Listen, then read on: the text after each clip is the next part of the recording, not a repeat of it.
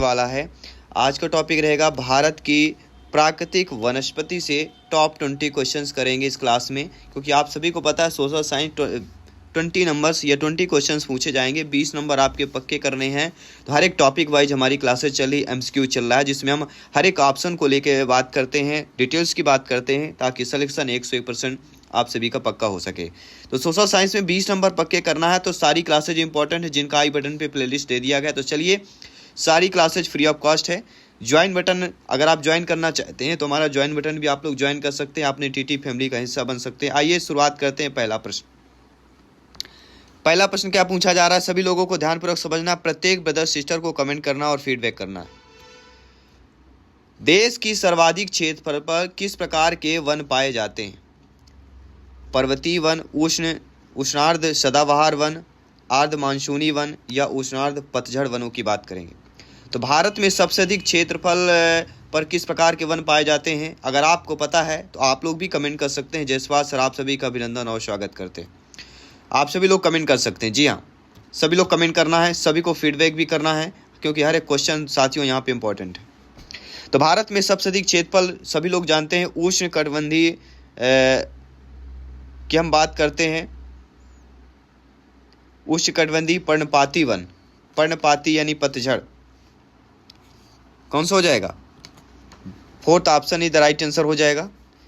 किसी भी प्रश्न पर डाउट है, ये एसएससी लेवल का प्रश्न है, एसएससी में भी पूछा गया है, आपके वर्ग 2 में भी आया हुआ है। ठीक है, तो इन सभी प्रश्नों को अटेंड करना है, और हर एक प्रश्न को हम वो प्रश्न करने जा रहे हैं, ज़्यादातर आपके जो सोशल साइंस वर्ग 2 में जो अगर पूछे गए प्रश्न हैं उनको भी हम कंबाइन करेंगे। कहीं ना कहीं वो आपके लिए, सभी के लिए बेनिफिट होने वाला है। और इसके साथ साथ वो क्वेश्चन हम शामिल करने वाले हैं जो आपके संभावित प्रश्न रहने वाले हैं। ठीक है, तो राइट आंसर सभी लोग समझ गए हैं अच्छे तरीके से। चलिए, क्या बढ़ते हैं आपके अगले प्रश्न की तरफ। अगला प्रश्न भी आप सभी लोगों को समझना है और फीडबैक करना है, क्योंकि हर एक क्वेश्चन साथियों यहाँ पे इंपॉर्टेंट है। चलिए आइए देख लेते हैं अगला प्रश्न क्या पूछा गया है। अगला प्रश्न भी सभी लोगों को ध्यानपूर्वक समझना है। ये क्वेश्चन कई बार पूछा गया है, कई बार एग्जाम में आया हुआ प्रश्न है, इसलिए हर एक क्वेश्चन को समझना है और फीडबैक करना है। प्रश्न यहाँ पे क्या दिया गया है साथियों, कि देश के उन भागों में जहां औसत वार्षिक वर्षा 200 सेंटीमीटर से अधिक तथा वार्षिक औसत तापमान 24 डिग्री सेल्सियस के आसपास वर्ष भर आर्द्रता 70% तक रहती है, किस प्रकार के वन पाए जाते हैं? किस प्रकार के वन पाए जाते हैं, सभी लोग बताइएगा। अब मैं देख पा रहा हूं कि आप लोग कौन कौन से आंसर यहाँ पे सही कर पा रहे हैं, सभी लोग बताइएगा कौन सा होगा। देश के उन भागों में जहां औसत वार्षिक वर्षा 200 सेंटीमीटर से अधिक और वार्षिक औसत जो तापमान है वह 24 यानी 24 डिग्री सेल्सियस के आसपास होता है, और वर्ष भर आर्द्रता 70% तक रहती है, किस प्रकार के वन पाए जाते हैं? सभी लोग बताइएगा। हर एक क्वेश्चन इंपॉर्टेंट है, और वो भी आपकी किसकी बात करेंगे? पर्वतीय वनों की, सदाबहार वन, मानसूनी वन या पतझड़ वन, कौन से वन हो जाएंगे? यहाँ समय ले लीजिएगा, ये आपके लिए समय है, क्योंकि एग्जाम में समय नहीं मिलने वाला है। चलिए सभी लोग कमेंट करिए, बताइएगा राइट आंसर क्या होगा। तो राइट आंसर हमारा आ चुका है, और राइट आंसर क्या हमारा? सदाबहार one is the right answer. Second option सही हो जाएगा, यानी देश के उन भागों में जहां औसत वार्षिक वर्षा 200 सेंटीमीटर से अधिक और वार्षिक औसत तापमान 24 डिग्री सेल्सियस के आसपास रहता है, और वर्ष भर आर्द्रता 70% तक रहती है, वहां पे उष्णार्ध सदाबहार वन पाए जाते हैं। Second option is the right answer. ये सारे PDF फाइल नोट्स प्राप्त करने के लिए आज ही हमारे टेलीग्राम चैनल को ज्वाइन कर लेना। टेलीग्राम चैनल है जयसवाल कोचिंग सेंटर, लिंक भी आपको हम डिस्क्रिप्शन बॉक्स में दे देंगे। ठीक है, तो डिस्क्रिप्शन बॉक्स आपको चेक कर लेना। और हमारी सोशल साइंस की टॉपर नोट्स भी आ चुकी है, जहाँ आपके तीनों प्लेटफॉर्म में जियोग्राफी, इतिहास जो है आपका, हिस्ट्री है, और जो आपका अर्थशास्त्र है, इकोनॉमी है, ये तीनों को मिला के हमारा टॉपर नोट्स बनाई गई। जिनको भी टॉपर नोट्स चाहिए, अगर आपने अभी भी टॉपर नोट्स नहीं लिया है अपनी तैयारी को बेहतरीन करने के लिए, तो 9630689598 इसमें क्या करना है, आपको केवल व्हाट्सएप मैसेज कर देना है। जैसे व्हाट्सएप मैसेज करेंगे डिटेल्स आप पर उपलब्ध हो जाएगा। तो देश से 100 से 200 सेंटीमीटर औसत वार्षिक वर्षा वाले भागों में किस प्रकार की वनस्पति पाई जाती है? सदाबहार, मैंग्रोव वन, उष्णार्ध पतझड़ या मरुस्थलीय वन? सभी लोग बताइए। देश के 100 से 200 सेंटीमीटर औसत वार्षिक वर्षा वाले भागों में किस प्रकार की वनस्पति पाई जाती है? 2-3 बार प्रश्न दोहराने का तात्पर्य मेरा है कि आप सर बिल्कुल अपने माइंड के मेमोरी में सेव होना चाहिए। और ये भी हम किसकी बात करेंगे? उष्णार्ध पतझड़ वनों की बात करेंगे। जबकि जहां 100 से 200 सेंटीमीटर औसत वार्षिक की जिक्र होता है तो पतझड़ वनों का जिक्र हो जाता है। ठीक है ना, ये आपको ध्यान देना है। पतझड़ one is the right answer हो जाएगा। चलिए बढ़ते हैं, आपके अगले प्रश्न की तरफ चलते हैं। अगला प्रश्न क्या पूछा जा रहा है? हर एक क्वेश्चन इंपॉर्टेंट है। 20 क्वेश्चंस करने जा रहे हैं। 20 में सभी लोगों को लास्ट में फीडबैक करना है। प्रत्येक ब्रदर, सिस्टर एंड टीचर जिनका सपना अध्यापक अध्यापिका बनना, शिक्षक बनना। 50 सेंटीमीटर से कम औसत वार्षिक वर्षा वाले क्षेत्रों को सामान्यतः किस प्रकार के वन पाए जाते हैं? 50 सेंटीमीटर से कम जो औसत वार्षिक वर्षा वाले क्षेत्र होते हैं, समान प्रकार से किस प्रकार से वन पाए जाते हैं? तो 50 सेंटीमीटर से कम वालों को क्या बोलता है? कांटेदार वन बोला जाता है। क्या बोला जाता है? कांटेदार वन बोला जाता है। अगर मान लीजिए इनमें बबूल, बेर, जंगली गैर, नीमी, खेड़ ये सब आते हैं, पलाश भी आता है। अब आप बोलेंगे सर ये कांटेदार तो वन आपके इसमें दिया ही नहीं गया है। तब आपका जवाब होना चाहिए मरुस्थलीय वन। जी हाँ, शुष्क मरुस्थलीय कांटेदार वन के उन क्षेत्रों में पाए जाते हैं जहाँ 50 सेंटीमीटर से कम वर्षा होती है। क्योंकि मानसूनी में तो हो नहीं सकता, पतझड़ मानसूनी, तो हमारा क्या हो जाएगा? मरुस्थलीय वन। क्योंकि सबसे कम वर्षा कहाँ पे होती है? मरुस्थलीय क्षेत्रों पर होती है। ये थोड़ा लॉजिकल भी आप हम सभी लोगों को ध्यान देना पड़ेगा, समझना पड़ेगा। इन लॉजिकलों को थोड़ा सा माइंड के मेमोरी को अपने को चेक करना पड़ेगा। दलदली अथवा ज्वार भाटा क्षेत्रों में पाए जाने वाले वन को क्या कहा जाता है? अक्सर आप देखते होंगे जो दलदली और ज्वार भाटा वाले क्षेत्र होते हैं, इन प्रकार के वन जो पाए जाते हैं, इन प्रकार को वनों को ही हम मैंग्रोव वन बोलते हैं। दलदली इलाका होता है, ज्वार भाटा क्षेत्र। ज्वार भाटा मतलब क्या होता है? समुद्र का जब पानी लहर उठती है और लौटती है उसको ज्वार भाटा बोलते हैं। और वही जो दलदली जो जमी होती है उसी को मैंग्रोव वन बोला जाता है। ये वन खारे पानी या आंशिक रूप से खारे पानी के क्षेत्रों में ही पाए जाते हैं, जैसे नदी का मुहाना हो गया, खड़िया हो गया, ठीक है, तो तटीय दलदल होता है। और मैंग्रोव वन को एक और चीज बोला जाता है, मैंग्रोव वन को ज्वारीय वन भी कहा जाता है। ज्वारीय वन ये उष्णकटिबंधीय और उपोष्णकटिबंधीय क्षेत्रों में पाया जाता है। ठीक है, तो mangrove one is the right answer हो जाएगा। बढ़ते हैं आपके अगले प्रश्न की तरफ। भारत में मैंग्रोव वन वनस्पति का सर्वाधिक विस्तार किस राज्य में पाया जाता है? भारत में मैंग्रोव वन वनस्पति का सर्वाधिक विस्तार गोवा, पश्चिम बंगाल, आंध्र प्रदेश, उड़ीसा। सभी बताइएगा जिनका सपना अध्यापक अध्यापिका बनना, मेरे प्यारे प्यारे भाइयों की प्यारी प्यारी बहनें, गृहिणी, ब्रदर एंड सिस्टर, अध्यापक अध्यापिकाएं। देखिए मैंग्रोव वन के अगर सबसे अधिक विस्तार की बात करेंगे, एक ही नाम आता है और वह नाम है आपका पश्चिम बंगाल। खारे पानी में पाई जाती है, तटीय क्षेत्रों के कटाव से बचाने में महत्वपूर्ण भूमिका भी निभाती है। और सबसे बड़ा क्षेत्र अगर पाया जाता है मैंग्रोव वन का तो वह कहलाता है सुंदरवन डेल्टा। कौन सा कहलाता है? सुंदरवन डेल्टा। आपने पढ़ा भी होगा, जो कि पश्चिम बंगाल पर स्थित है। अगर ये प्रश्न आए कि सुंदरवन डेल्टा कहाँ है, पश्चिम बंगाल में, याद रखिएगा। भारत में चंदन की लकड़ी के वन सबसे अधिक कहाँ पाए जाते हैं? चंदन की लकड़ी के वन कहाँ पाए जाते हैं? असम की पहाड़ी, शिवालिक, नीलगिरी की पहाड़ियाँ या सतपुर की पहाड़ियों में पाया जाता है?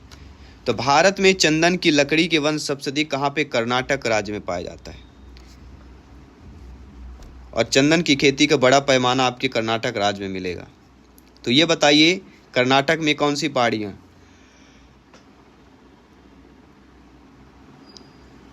देखिए भारत में चंदन की लकड़ी की बात करें, आपका कर्नाटक हो गया, तमिलनाडु हो गया, और एक और आता है आपका केरल।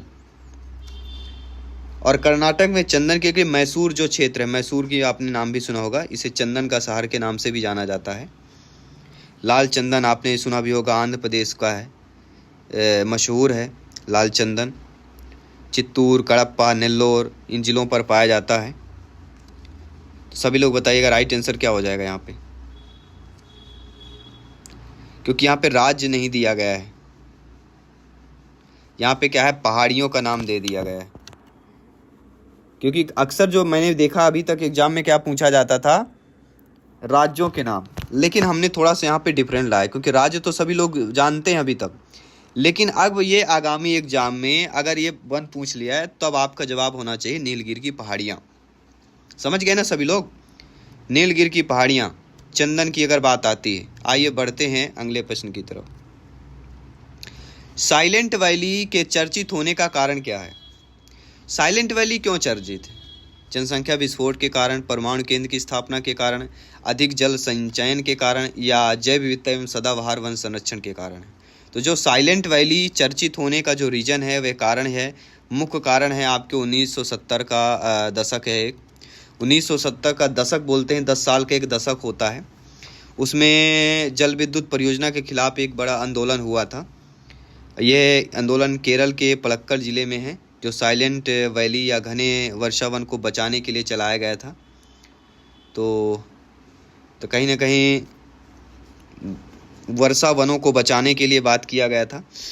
और साइलेंट वैली को शांत घाटी हिंदी में बोलते हैं, और ये केरल राज्य में स्थित है, उष्णकटिबंधीय वर्षा वन कहलाता है। और तो कहीं ना कहीं जो हमारा इस परियोजना का जो मेन उद्देश्य था वह कहीं ना कहीं सरकार की जो परियोजनाएं थी साइलेंट वैली को लेकर राष्ट्रीय उद्यान घोषित कर दिया गया। वनों और वन्य जीवों की फिर रक्षा भी की गई इसमें, ऐसा था। ठीक है, तो काफ़ी सारी चीज़ें आती हैं, समझना चाहिए।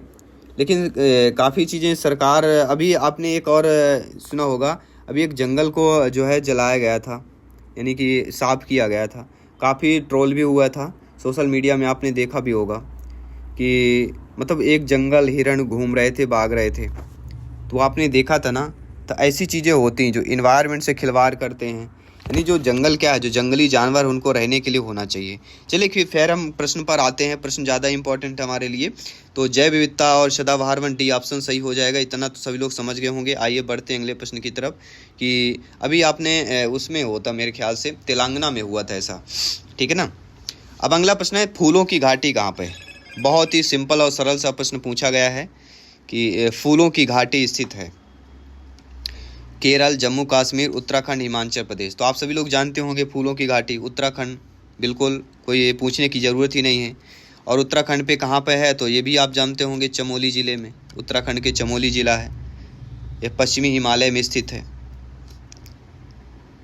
और ये किस क्षेत्र में आता है तो एक गढ़वाल क्षेत्र आता है। किसी भी प्रकार से प्रश्न आए आपसे बनना चाहिए, क्योंकि ये वे प्रश्न है किसी भी कॉम्पिटिटिव एग्जाम के लिए आपके लिए प्रिपरेशन है। शांत घाटी कहाँ पर है? जी हाँ, शांत घाटी कहाँ पर स्थित है सभी लोग बताइएगा। शांत घाटी भी इम्पोर्टेंट है सभी के लिए। तो भारत के केरल राज्य के पलक्कड़ में है शांत घाटी। नीलगिरी की पहाड़ियों में एक राष्ट्रीय उद्यान है, और ये राष्ट्रीय उद्यान 90 वर्ग किलोमीटर के आसपास फैला हुआ है। इसे राष्ट्रीय उद्यान कब घोषित किया गया तो 1985 में इसे राष्ट्रीय उद्यान घोषित किया गया। पूछेगा ना, कहाँ से प्रश्न आएगा भैया, बनना ही बनना है आपका। भारत में चंदन की लकड़ी के लिए प्रसिद्ध राज्य, ये तो अब मुझे लगता है तो नॉर्मल प्रश्न है, इससे हम कठिन प्रश्न कर चुके हैं। तो कर्नाटक यहाँ पे सही करना है, और इसे सैंडलवुड सिटी के नाम से भी जाना जाता है। क्या, किस सिटी के नाम से? सैंडलवुड। वुड मतलब होता है लकड़ी, सैंडलवुड के सिटी के नाम से भी जाना जाता है। कर्नाटक का मैसूर। ठीक है, सभी लोग समझ गए। बढ़ते हैं आपके अगले प्रश्न की तरफ। भारत के किस भौतिक प्रदेश में उष्णकटिबंधीय से लेकर अल्पाइन प्रकार की वनस्पति मिलती है? दक्षिण प्रायद्वीपीय का पठार, उत्तर का विशाल मैदान, हिमालय पर्वतीय प्रदेश, या तटीय मैदान की बात करेंगे। तो आप सभी लोग जानते हैं कि भारत के जिस भौतिक प्रदेश में उष्णकटिबंधीय से लेकर अल्पाइन प्रकार की जो वनस्पतियाँ पाई जाती हैं वे कहाँ पे पाई जाती हैं? दक्षिण का प्रायद्वीपीय पठार, उत्तर का विशाल मैदान, या उत्तर का हिमालय पर्वतीय क्षेत्र, या तटीय मैदान। तो हिमालय क्षेत्र तो नाम आता ही आता है, सभी लोग जानते होंगे।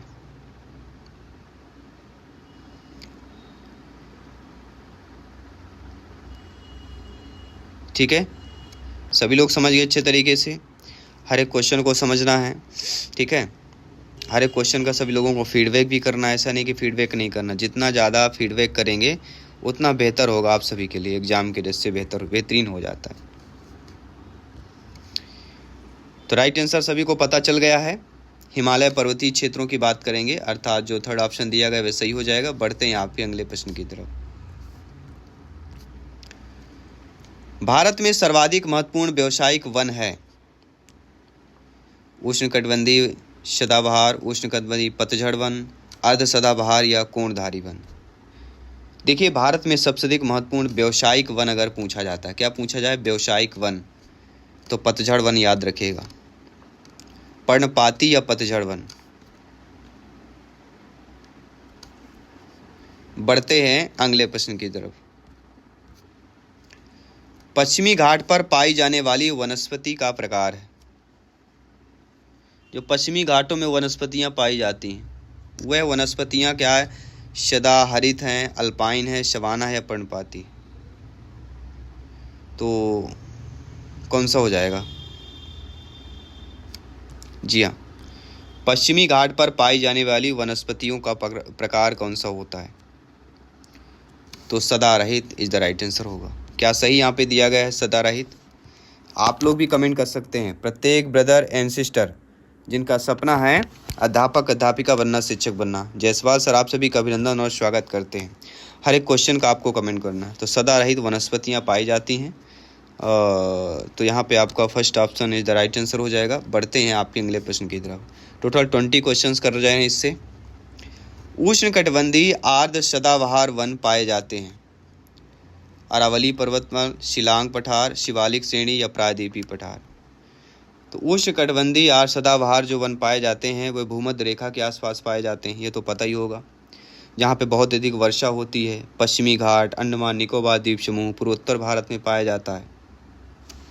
पाया जाता है कि नहीं पाया जाता? तो किस में हम बात कर रहे हैं? अब इतना हिंट देना बहुत आप सभी के लिए बहुत, इस प्रश्न का उत्तर समझने के लिए इतना हिंट तो बहुत हमने बता दिया। अब इतना हिंट देने के बाद भी अगर आप लोग नहीं समझ पा रहे हैं कि भाई आपका कोई और नहीं शिलांग का पठार है, जहाँ पे हम उष्णकटिबंधीय आर्द्र सदाबहार वनों की बात करेंगे। जहाँ पे सदाबहार वन आएगा मतलब शिलांग के पठार की बात की जा रही है। ये वे वन क्षेत्र पाए जाते हैं जहाँ उच्चतम तापमान और भारी वर्षा होती है। और ये वन पश्चिमी घाट, अंडमान निकोबार द्वीप समूह, पूर्वोत्तर भारत के कुछ हिस्से हैं। इसमें शिलांग का पठार आता है जो मेघालय राज्य में है। अरावली की पर्वतमाला, शिवालिक श्रेणी, अरावली की जो पर्वतमाला है ये शुष्क क्षेत्र में है, यहाँ उष्णकटिबंधीय आर्द्र सदाबहार वन नहीं पाए जाते हैं। शिवालिक श्रेणी की बात करता हूँ, ये हिमालय पर्वतमाला का निचला हिस्सा है, यहाँ उष्णकटिबंधीय पर्णपाती वन होते हैं। और जो प्रायद्वीपीय पठार होता है यह भारत के एक बड़ा पठारी क्षेत्र है, लेकिन यहाँ उष्णकटिबंधीय आर्द्र सदाबहार वन केवल पश्चिमी घाट के कुछ हिस्सों में ही पाए जाते हैं। तो चारों ऑप्शनों की चर्चा हो गई। बढ़ते हैं अगले प्रश्न की तरफ। निम्नलिखित में से कौन सा राज्य तेंदुपत्ते का मुख्य उत्पादक? तेंदुपत्ता का मुख्य उत्पादक राज्य बताइए भैया। तो आप सभी लोग जानते होंगे मध्य प्रदेश तेंदुपत्ता के लिए जाना जाता है। ये लघु वन उपज कहलाता है, लघु उद्योग, बीड़ी उद्योग में इसका उपयोग किया जाता है। और मध्य प्रदेश तेंदुपत्ता का सबसे बड़ा उत्पादक है। और मध्य प्रदेश के बाद नंबर 1 आता है, दूसरे में आता है आपका छत्तीसगढ़ और तीसरे में आता है उड़ीसा। बढ़ते हैं आपके अगले प्रश्न की तरफ। भारत के निम्नलिखित क्षेत्रों में किस एक में मैंग्रोव वन, सदा पर्णपाती वनों के संयोजन है? कौन सा होगा संयोजन? तो वो कहलाता है अंडमान और निकोबार द्वीप समूह। भारत में अंडमान निकोबार द्वीप समूह में मैंग्रोव वन, सदाबहार वन और पर्णपाती वन का संयोजन है अंडमान निकोबार द्वीप समूह। बढ़ते हैं अगले प्रश्न की तरफ। इनमें से किन पहाड़ियों पर उष्णकटिबंधीय सदाबहार वन पाए जाते हैं? तो ये हम बता चुके हैं, शायद आपको पता ही होगा किन पहाड़ियों में पाए जाते हैं। उष्णकटिबंधीय सदाबहार वनों की बात करेंगे, किस में पाए जाते हैं? पश्चिमी घाट में, पूरी हिमालय की तलहटी है, नागा की पहाड़ियाँ, मेघालय, मिजोरम, मणिपुर में पाए जाते हैं। लेकिन अगर ऑप्शन के अकॉर्डिंग देखा जाए तो कौन सा होना चाहिए, सभी लोग बताइएगा। जी हाँ, ऑप्शन के अकॉर्डिंग देखें तो कौन सा सही होगा? नीलगिरी की पहाड़ियाँ, जो हम बता ही चुके हैं आप सभी लोगों। बढ़ते हैं आपके अगले प्रश्न की तरफ। निम्नलिखित में से कौन सा राज्य शहतूत रेशम उत्पादित करता है? ऐसा राज्य जो शहतूत रेशम उत्पादन करता हो, उस राज्य का नाम बताइए। तो उस राज्य का नाम, पहला नंबर आता है कर्नाटक, दूसरा नंबर आता है आंध्र प्रदेश, तीसरा नंबर आता है तमिलनाडु, चौथा आता है जम्मू कश्मीर और पांचवा आता है पश्चिम बंगाल। तो पहला कर्नाटक याद रखिएगा, शहतूत रेशम की बात करते हैं। सबसे बड़ा शहतूत रेशम उत्पादक राज्य कर्नाटक है। शहतूत रेशम में महत्वपूर्ण राज्य, फिर आंध्र प्रदेश, बाकी ये सारी चीज़ें आती हैं। आइए बात करते हैं अगले प्रश्न की। अगला प्रश्न पूछा जा रहा है कि गंगा ब्रह्मपुत्र के डेल्टाई क्षेत्रों में किस वृक्ष की अधिकता के कारण इसे सुंदर वन कहा जाता है? चंदन, शीशम, सुंदरी या इनमें से सभी? गंगा ब्रह्मपुत्र डेल्टा क्षेत्र में किस वृक्ष की अधिकता के कारण सुंदर वन कहा जाता है? तो सुंदरी वैग्रोवन, सुंदरी नामक वृक्ष की अधिकता के कारण बोला जाता है। ठीक है, सभी लोग समझ गए? किसी भी प्रश्न पर डाउट हो अभी भी आप कमेंट कर सकते हैं, फीडबैक करके हमें बता सकते हैं। ठीक है, तो ये रहे आज के 20 से 20 महत्वपूर्ण प्रश्न हमने किया। इन 20 महत्वपूर्ण प्रश्नों में आप लोगों का क्या फीडबैक रहा है, ये भी आप लोगों को कमेंट करके फीडबैक करके बताना है।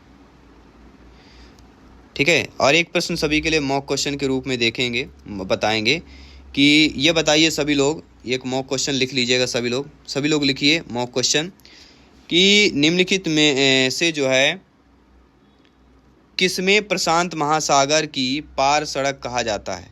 प्रशांत महासागर की पार सड़क कहा जाता है। ऑप्शंस है टोगो, दूसरा है फिजी, तीसरा है हवाई और चौथा है एलिस। ये 4 ऑप्शन है। कौन कौन से ऑप्शन में थोड़ा सा और साफ तरीके से लिखे देता हूँ। एक है आपको, पहला है टोगो, दूसरा है फिजी, तीसरा है हवाई और चौथा है एलिस। क्या प्रश्न दिया गया है?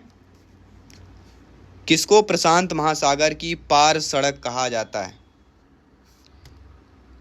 सभी लोग बताइएगा किसको कहा जाता है, ये कमेंट करके बताना है। बाकी सभी क्लासेस चल रही फ्री ऑफ कॉस्ट, सभी क्लासेस ज्वाइन कीजिए, प्रिपरेशन को मजबूत कीजिए और तैयारी 101% पक्की कीजिए। जय हिंद, वंदे मातरम, धन्यवाद सभी का।